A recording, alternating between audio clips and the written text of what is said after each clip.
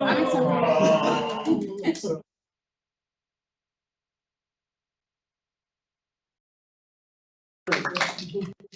miss you. Yes, you'll be getting Officer Thomas Grinling. So, great guy. Thomas Grinling.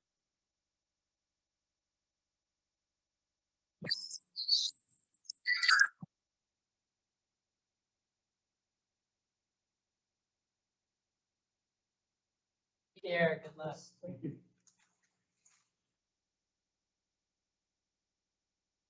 Officer Fulcher. I'm the temporary CP. So, Second Chance Thursday coming up, October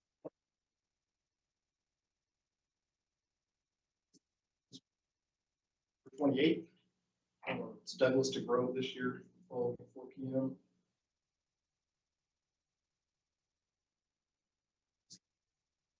Issues for drivers doing donuts in a parking lot.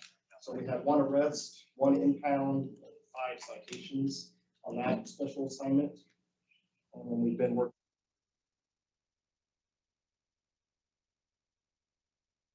Oh, so it's Sim Park for that assignment. We have 1 impound and 5 citations. Hills special assignments as well.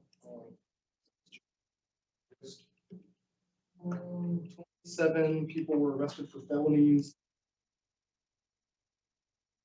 together. Appreciate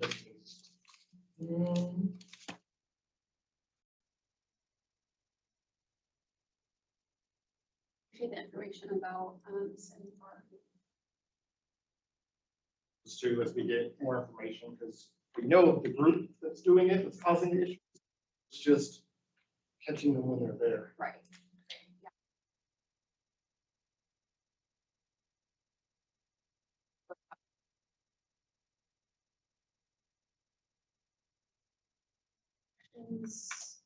So. It's a hypothetical question. Is it just for, if the Sims Park activity gets shut down, this is gonna be just like a balloon. You know, you squeeze it and it goes off somewhere else. We may be asking questions you don't want to answer, but is there some way to keep track of the group's activity to figure out where they're going next? So we do have some of the names of the groups that's on social media. Okay. A lot of times they do post where they're gonna be. And they do.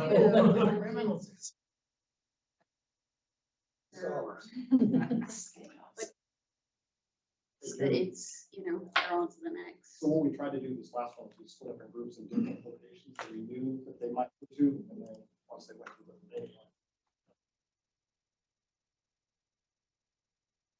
Chance, can you guys use the cameras that are in the area to help you be able to identify them when they do that? So that's what we use the drones for. So we didn't want to sit too close to scare them off. So we would sit farther off and then we use the drone to watch and. I didn't, that's good to know. I was gonna say, I'm sorry, I missed where the second chance is. It's gonna be 23rd.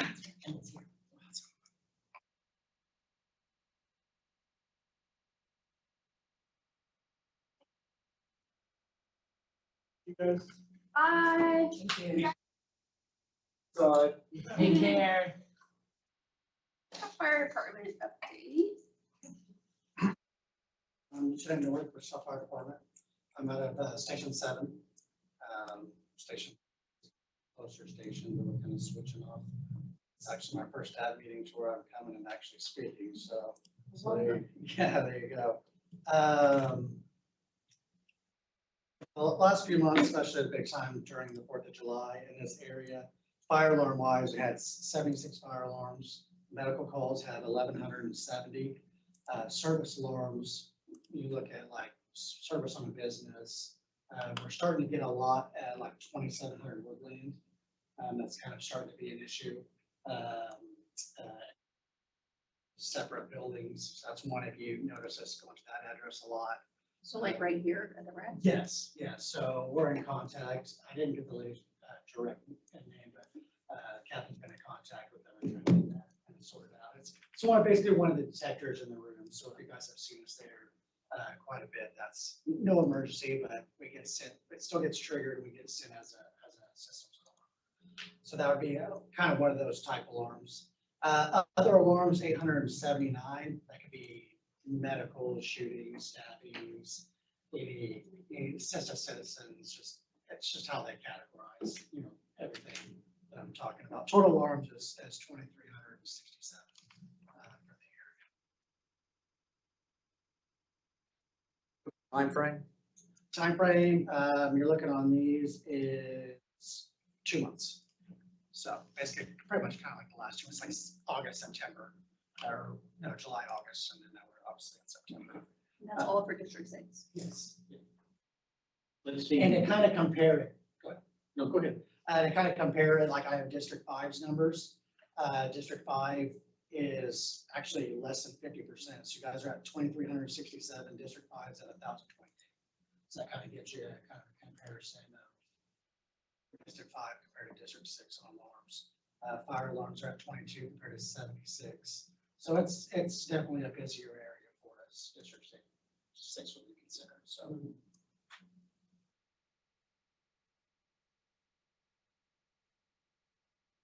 The improved metrics engine hasn't been around that long for you guys. Term normal for District 6? There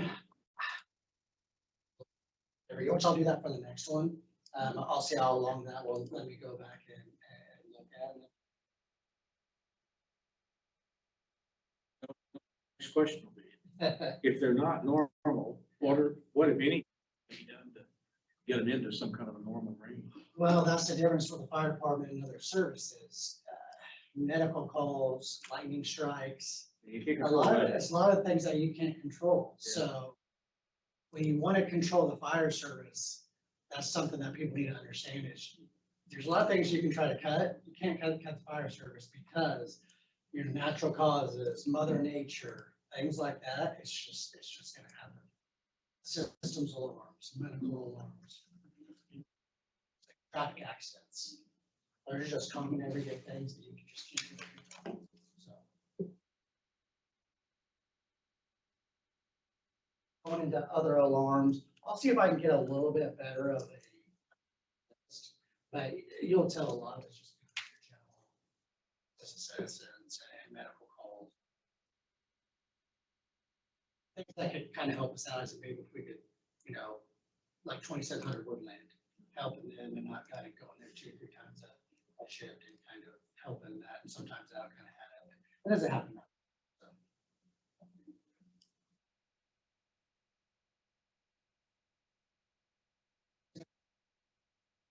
Week coming up, August. One of the things that we're doing is coffee and conversation. You can look on the fire department's website and come by anytime and talk to us, chat with us. It's a great way for people to learn. If you to know anything about hiring, anything like that, it's just a way to kind of spend more time talking to us and kind of the things that people can do in the community helps out. What are the dates for that? I'd have to get the. Like you mentioned. Yeah.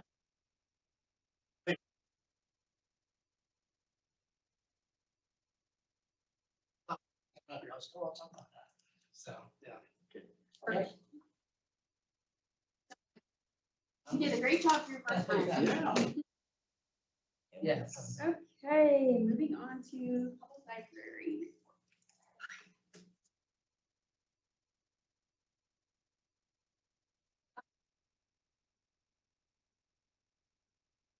You're here at the Evergreen branch and also at the Angelo branch, down on 21st and Hillside. So we have some exciting updates. Rockwell was our final construction project that we still had ongoing, and they reopened today. So now all of our libraries that were a part of the renovation project that was put forth in the master plan, it's all finished. The original construction plan was supposed to go from 2019 to 2023, and Evergreen was one of the first branches that was a part of that and got renovated. Obviously, COVID delayed things a bit, but finally done and, all of our branches are open and looking great. The Rockwell project added an addition that nearly doubles the size of the whole building. That was a nice project because we actually already had the land available to us. And so it's much, much bigger, bigger children's area, bigger teen space, new where you can, drive up and pick up your holds or return items. As well as like all of the renovations, new lighting, furniture, shelving, and artwork. So all of our branch renovation projects, we partnered with local artists to have various different art pieces. So if you haven't seen those, you can go around to the different branches and take a look at those. There is going to be a grand reopening. But they haven't decided on a date yet, so it'll be sometime this fall. Like our other grand reopenings, there will be a ribbon cutting ceremony, and then we'll have some and activities all day long. So that is building updates and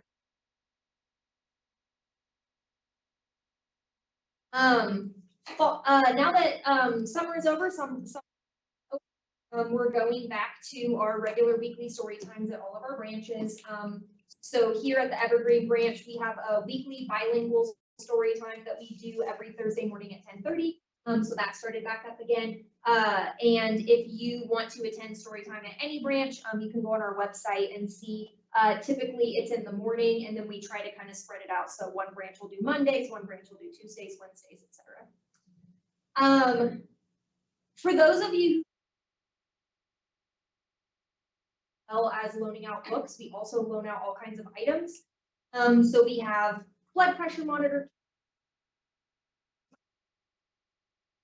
We loan out Chromebooks. We loan out like leak pads for kids to use. So we have all kinds of items that we loan. One thing that we've added is memory. So we partnered with Comfort Care Homes and their to add memory kits to our library of things. So when you check out a memory kit, typically it's going to be like a particular decade, the 50s or the 60s or something like that. And then it'll include games, puzzles, books, music. Usually there's like a DVD that to like evoke memories for people who lived. And it can be really helpful for folks who have dementia. So if you're interested in checking one of those out, they have been to our Library of Things collection. And so you can reserve them, just reserve a book. They're all in our catalog. And then finally, Evergreen has lots of fun programs. So in addition to our story times, we're also having a so we're going to show 3 award-winning Spanish language films with English subtitles. And we're going to have showings on Monday, September 16th. If you're interested in coming to that, it's going to be a lot of fun. We also have a Book Lovers Art and Film program on Wednesday, 22nd, where we're going to show a book-related movie, and then we're also going to have the Book Lovers one is potentially adults and teens. The film festival movies are for adults. They're Spanish films, so they're not rated in the same way are in terms of like the PGR kind of thing, but they are adult content, so it's just for adults. And that's all I've got. Any questions? Memory care kits, telescopes, and so on. Is that at every? So occasionally, items like some of the leak pads we keep on hand, some of the experience passes, so like tickets like Botanica and stuff like that we have on hand. But a lot of times, especially for the big, they're sort of, once someone's checked it out, they go back to the all, but you can pick them up at any.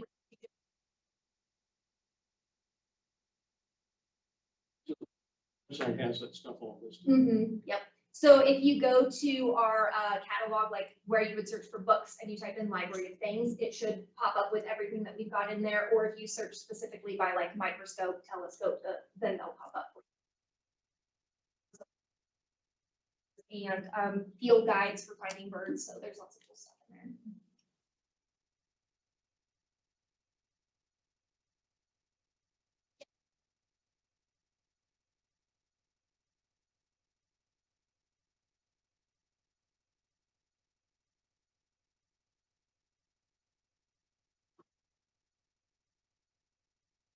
are at the public portion of our agenda, and we do have one scheduled item today. We have Rami Stuckey, who's here to talk about Bike Walk Wichita.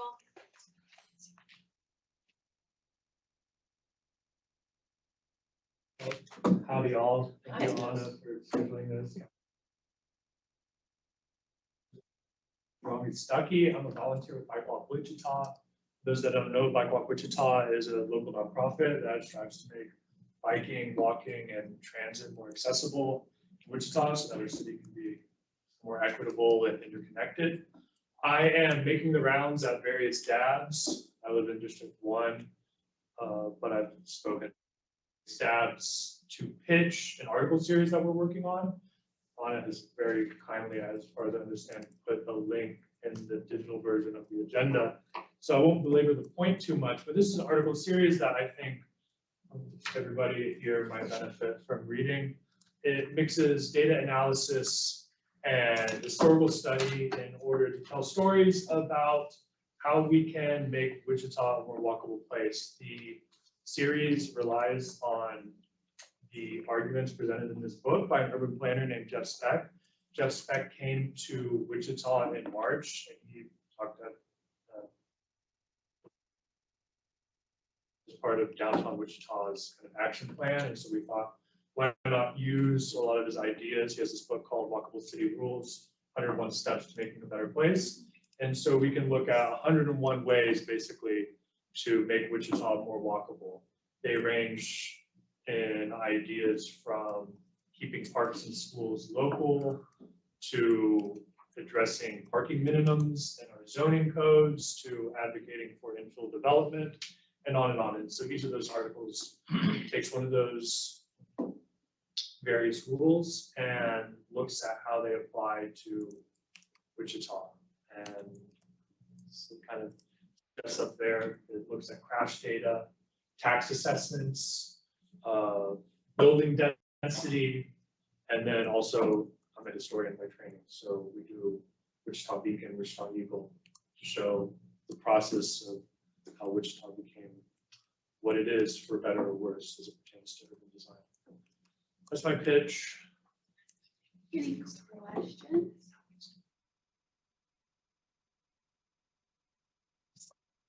Wichita became what it is, for better or worse. I thought that was. Yes, I hope you. Because I'm not from here originally, so I would Yeah. love to dig into that. It's great. Yeah, we don't have that many photographs. There's a lot of graphics, but I talk about everything from the Alice Hotel, which if you're new, you wouldn't have noticed, but was demolished in the early 90s, was a parking lot for 20, 30 years, and is now going to be the new biomedical campus. We talk about the relocation east and southeast from dense urban areas out into Bel Air or southeast, 143rd and Pontiac or whatever it is. And so, I hope you enjoy it. Guys are making those bike paths and stuff, or you will make sure that they're well lidded.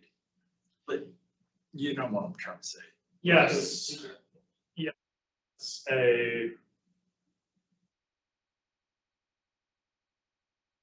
Tried to do in the series is a pitch walkability and bikeability on different fronts. If you are concerned about city finances, walkable neighborhoods give more in tax revenue than non-walkable ones. If you're concerned about the environment, parking lots are not brilliant for how we can acclimate to weather. And if you're concerned about public safety, right, we have just as many vehicle deaths in the city as we do murders, for the most part. And so I think addressing all aspects of this, including lighting, is critical.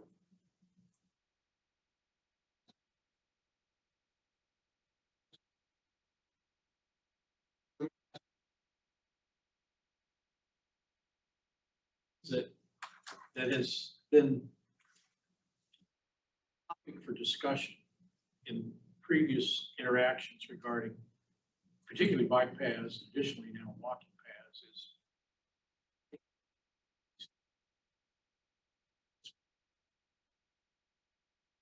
observation, data gathered on its usage. not to decide whether to tear it up, but whether it's wise to put more of them in the same area. You know, we don't get any feedback on what happens with those once they're done. It's not meant to be a question, it's a statement for the committees that you work with to recognize that there are concerns out there about that. Yeah, I'm speaking as a private citizen and not on behalf of Bike Walk Wichita in my response. I get the sense from attending bike ped meetings, Bike Walk Wichita, that organizations are always on the defensive with respect to how money is allocated. I'm looking at Kellogg now, and we're spending $425 million for 2 miles to expand 4 lanes to 6 lanes in eastern Wichita, basically. And so I'm appreciative of concerns about, let's say in the bicycle master plan, 80 million. But I wonder if we're so concerned about money spent, if we're barking up a proverbial wrong tree. Not saying that, a feasibility study, if we give a lot of money to design firms that come and study it, you're totally right. But City of Wichita, up until decided to, do some things with the budget, was, had a deficit. And as I alluded to earlier, the intersection of right across the street from East, where Reverie is. I'm sorry, where? Right across the street from East High School. Oh, yeah. That, we're like, that brings more to the city in terms of tax revenue because it's walkable than the Jimmy John's and the Chipotle intersection across the street from the city's major employer. And so, if we're thinking about like money spent, I would contend that that automobile infrastructure is a money pit, and that's how I would frame the answer to the question. Let me clarify my question. It wasn't about whether we should spend money on bike paths. It's doing the best job we can rather than just picking something and saying, okay, based on our history, that kind of location is a good place to put that. The traffic merits it, not just we're going to build it and hope they come to it. That's what I'm getting at. Yeah, I think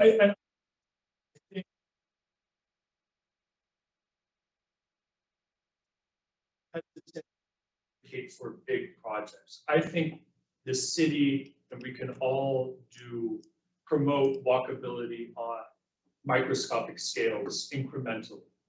And I think doing so avoids the pitfalls that I think you see, which is, when we do the extent to which we need a feasibility study to put a mid-block crosswalk,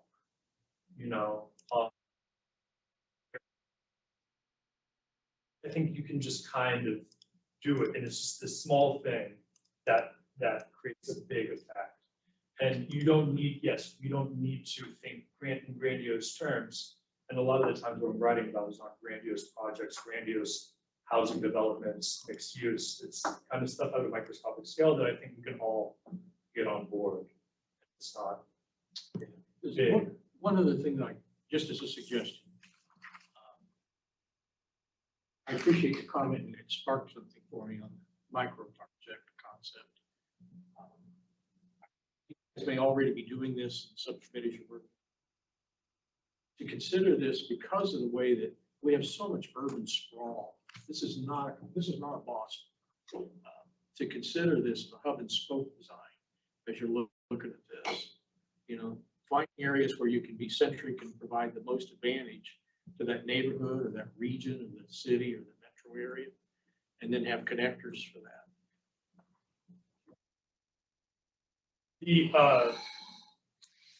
Particularly to that point, particularly if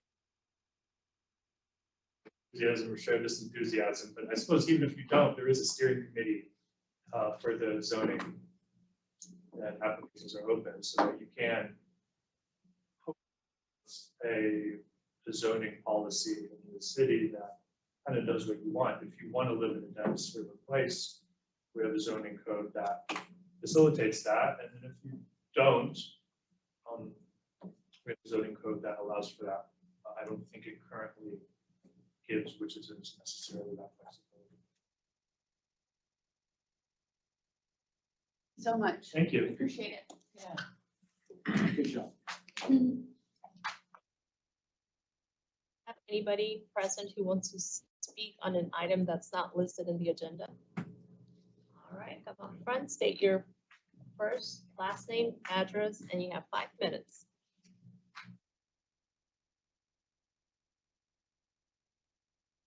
235 North Elizabeth. On August 25th, I got to speak up. Okay.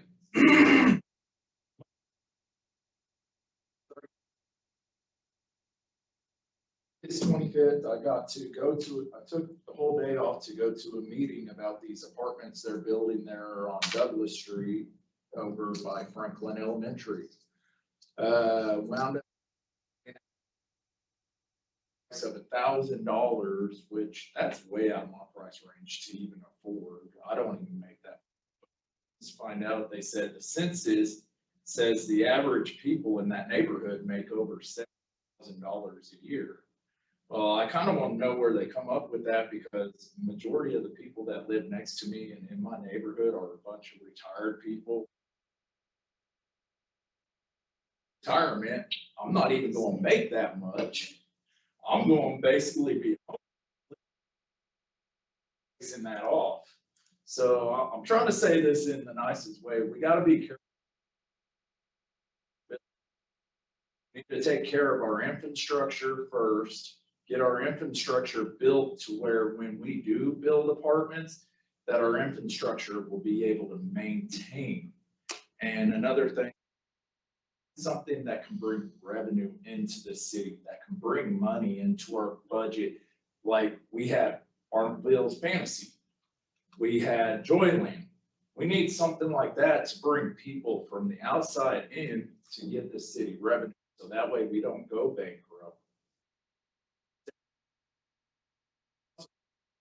Of making it pride in our name, Wichita, not have a California theme and do that. We got to have it based off Wichita alone, in my opinion. I take pride in living here. I talk a lot of trash. I do. But this is my residence where I'm going.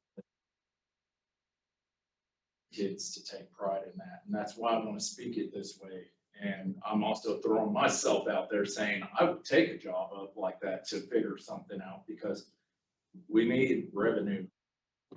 Apartments, and also when they build the apartments, I'm going to speak on this. I asked some questions. I'm like, okay, you're taking up all that land, putting all this in. What are you going to do about storm drains? What are you going to do? They didn't have nothing for storm drains, and over in that area there. So that's another thing we got to think before you build apartments. Figure out how it's going to react. Because it all the way on the wetlands when they built first, they didn't know it, and it flooded, and people had power outages because water soaked into the ground and knocked the power out. We take into consideration of that. Bringing in more people, we got to make sure we get enough to provide for everybody and provide.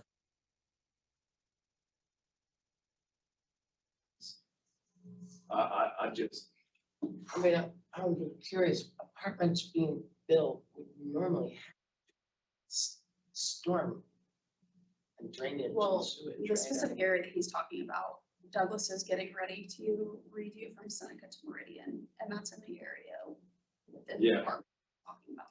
Okay. And they haven't redone the street, so over there where they have it, there's no infrastructure, and department that has worked some of the infrastructure, upward sewer, storm, all of it.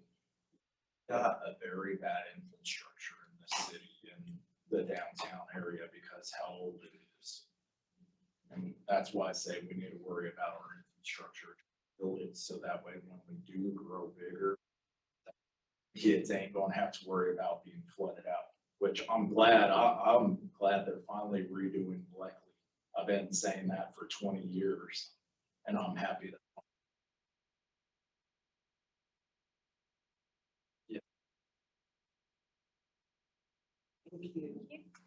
With that, do we have anybody else who would like to speak on this portion of the agenda?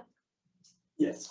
All right, come on up. If you could please state your first, last name, Yeah. your address, and then you have 5 minutes. I'm Seth Stednitz, and I'm a citizen here in District 6 over at 410 Pine Street, just corner of 9th and West. I just had a question. I'm just interested in getting more community involvement and all that, and I noticed Hadley Middle School is closed. They have soccer fields out there that are awesome, like people have been running like soccer camps and stuff there. And then there's also a track, but it's locked up. And I was just wondering, our taxes, paid for that, they built it. So can we unlock it? Let the community it's literally a giant field and a track right next to a park. So I feel like that would be kind of opportunity, and it literally would cost nothing, just unlocking the gates, so community can use it. Because I know a couple other schools in town, the public schools, they let anybody go. This was locked even when the school was open. So I was just curious, that would be something we can do. That's an excellent question. I'm happy to or before you leave, you can give it to Anna and I can call you and chat with you about it. That's really a school district question, but I'm happy to make that introduction, ask the questions and get back to you. So to that, but I'm happy to find out and try to figure out after so that. we can figure out. That's good. Then I'm also curious too, just researching who you can talk to about this. I saw the district advisory board. I saw you have an open seat. So when does that happen? Like, how does that work? Sure, if you just click on very close to wherever you saw that vacancy, there's an application. You just send it, it comes to me and Anna, and I think goes straight to me, and then anytime there's a vacant seat,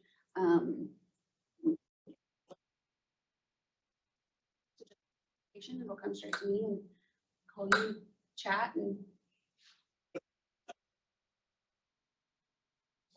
When does that happen? yeah, we can make appointments. We make appointments oftentimes every Tuesday at the meetings, at the end of the meetings, the city council meetings, somebody's making an appointment for some type of board, so, yeah. I'll and get you connected with the school board district, which is Hazel Stabler right now. And I'm happy to do an email introduction or pass off your phone number, or make sure that you get the answer. Yeah, appreciate you taking time to come and visit the district advisory board. Yeah, see what it's all about. Yeah, absolutely. Usually we have more on the, look like we have any new business or. Oh, Yeah. That is true. Thank you so much. Appreciate it.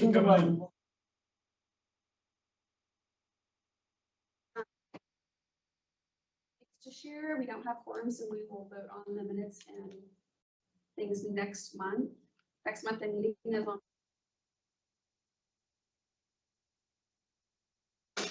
The Tallgrass Film Association's annual film festival, which I think is a real benefit to the city of Wichita, and you can buy individual tickets What is or that? to see single documentaries or movies. It starts October 16th and it's to be, well, last year we did all of it at Century 2, but it all tends to be around that location, theaters, church theaters. Close it, or if it was closing soon. Or I'm not you sure just for close, you. but these are close all 5 locations. 5 different locations. Okay. I'm not sure, but maybe a little more. said, I didn't see that today. It's mostly small-time movie production, is it not? It's a mix. They do It's a real mix. concerts, they've done concerts there. Concerts, there are funky pop-up outside the box, social events in the evenings. Selves. There are a lot of documentaries, but they're not necessarily, small time always. Some of them are very nationally acclaimed already. We tend to be a top 25 bang for your buck film festival. I say we, I just recently stepped off there for 4 years because I'm involved in a few too many other things, but I'm still involved. I'm gonna be volunteering for my free passes. So I'll be working actually on September 20th, unless they change it to the 4th of October. If anybody wants to give me their email or whatever, I'll be happy to let you know about that. So yeah, movies, documentaries, some full length, some shorts, in the theater and a lot. Any updates to share or dates coming up? Just District 6 coffee's coming up. If you want to go ahead and let them know, we'll be meeting here in this room. I haven't been to my District 6 coffee. It's from, it's next Saturday. From 9 to 10, it's just a big open conversation, literally come ask me, whatever. We usually have a really good turnout, 40 to 50 people Oh, wow. typically. I like to make something delicious to share to eat, and we just have a big conversation, and ask whatever. It's just big open dialogue, so looking forward to that, and Is it a Sunday morning, the 21st? Saturday. Oh, Saturday. That'd be 2 weeks, right? It's not this A coming week week and the from next, Saturday. yes. Seven, is that correct? It moved to the week before, Oh, the 20th? Good, then I can go. right?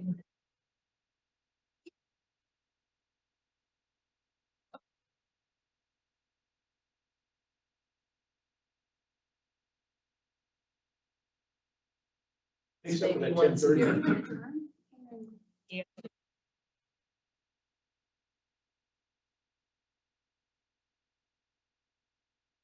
Councilmember and-